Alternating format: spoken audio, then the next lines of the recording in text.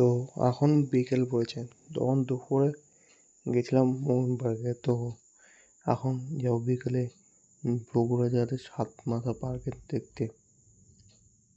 তো যাচ্ছি আমরা, চলো ঘুরে আসি দেখি।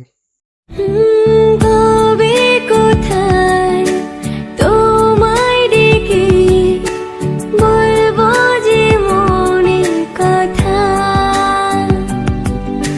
সে আশাতে দিন গুনেছি, সয়েছি নীরবতা।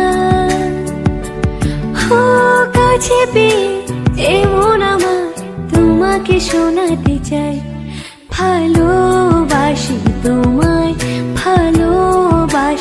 শুনতে পৌঁছে গেলাম বাংলাদেশের সাত মাথা পার্কে। তো এখানে দেখতে পাচ্ছ সবসময় গাড়ি চলাচল করছে।